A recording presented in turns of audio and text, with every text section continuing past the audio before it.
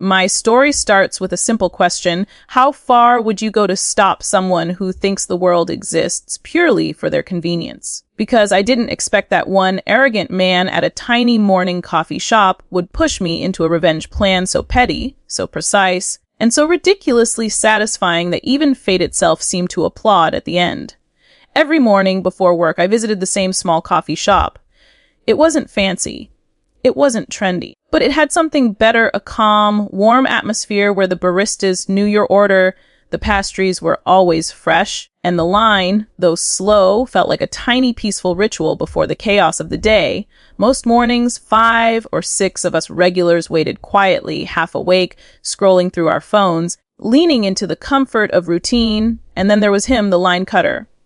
At first, he blended in like any other customer. Average suit, average haircut, average everything, until the moment he stepped through that door, scanned the line, and suddenly transformed into the most obnoxious creature alive. He would stop walking, tap his forehead like he just solved world hunger, then mutter, "Oh, I just need to ask a quick question." Every single time. He'd stroll right past the 5 or 6 of us who were patiently waiting, walk straight to the counter, interrupt the barista's mid-order, and ask the dumbest questions known to mankind. What size is the medium? Is your regular coffee? Do you guys sell beverages? And once the barista answered, he'd nod, pretend to think deeply, and then say something like, "Oh, actually, since I'm already here, I'll just order." And the worst part, nobody confronted him. Because let's be honest, before coffee, all of us were basically polite zombies. The unspoken rule was simple: no conflict until caffeine hits the bloodstream. So we kept silent. But each time he pulled the same stunt, I could feel this little pulse of irritation sharpening inside me. It wasn't anger. Not yet. More like the slow build of pressure inside a soda someone kept shaking. After the 4th time watching him cut the entire line without consequences, something inside me finally clicked. Not the loud kind of rage. No. This was silent, calm, calculated. The kind where your brain whispers, "Okay, let's play." The next morning, I walked into the coffee shop with a plan forming so quickly and naturally it felt like breathing. I knew his routine. I knew his timing. I knew the fake question, act he used as his golden ticket to the front. And that day, when I saw him step through the door, scanning the line with that familiar smugness, I stepped out. Literally. I stepped out of line before he could move. He blinked, confused for a second. Then he smirked and headed toward the counter. But I was faster. I reached the counter first and put on the most innocent expression I could muster.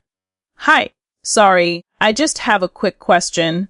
The barista, who knew exactly what that phrase usually meant, looked a bit tired, but she still smiled politely.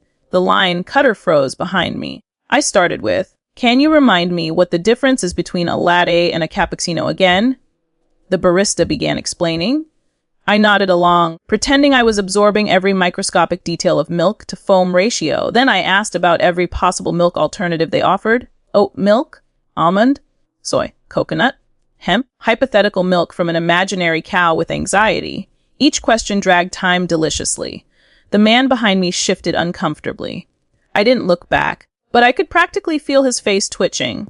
After about 90 seconds of pure chaos, I delivered the final blow. I'm not totally sure. Let me get back in line and think about it." And I walked right past him, back to my original place.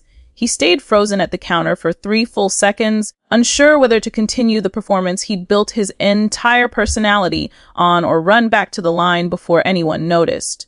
He ended up just returning to his spot, looking like he'd forgotten how legs worked. That was day 1. Day 2, same plan. The moment he tried to speed, walked to the counter, I quietly intercepted and asked the barista to explain their entire pastry case, down to the textures and emotional backstories of the croissants. I nodded thoughtfully at every answer, then ended the whole conversation with, "You know what? I'll think about it," and returned to my place. He returned to the back of the line with the slow shuffle of a man watching his empire crumble. Day 3, I didn't even have to say anything. The second he attempted that fake, "Just a quick question." Walk, I stepped forward with professional athlete precision. "Hi, sorry. One question." His soul visibly left his body. I asked about caffeine levels, then brewing methods, then whether the baristas were allowed to legally adopt me if I promised to never cut the line. By this point, the baristas were in on it. They weren't rude, just extremely painfully thorough with every answer. One of them even started recommending books pairing with each drink I asked about. The line, Cutter looked like he was being tortured by the world's most polite interrogation. By the end of the week, something miraculous happened.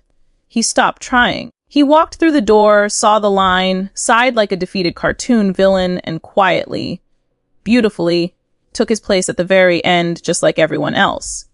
Justice had been served, silently, elegantly, pettily. And here's the funny part the other regulars noticed, not openly, but with tiny smirks, side glances, and that universal nod humans give each other when silently agreeing, this is good.